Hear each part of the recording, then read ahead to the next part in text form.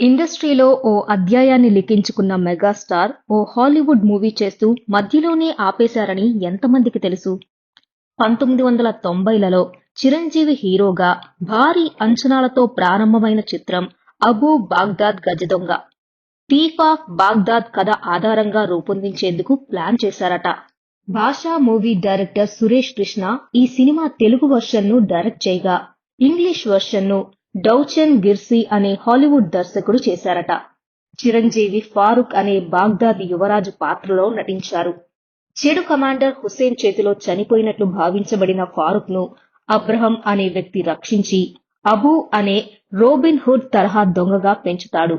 అబూ తన స్నేహితుడు అలీతో కలిసి బాగ్దాద్ లో దొంగతనాలు చేస్తూ ప్రజల పక్షాన నిలబడి చివరికి దుర్మార్గపు వజీర్ను ఓడించి సుల్తాన్ కుమారుడిగా నిజమైన గుర్తింపు పొందుతాడు. 25% షూటింగ్ పూర్తయినప్పటికీ వివాదాలతో నిలిచిపోయిందట.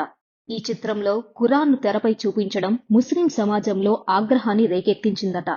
సూర్య భగవానుడికి 7 గుర్రాలుండగా సినిమా పోస్టర్లో 9 గుర్రాలను చూపించడం హిందువుల నుంచి వ్యతిరేకత వచ్చిందట.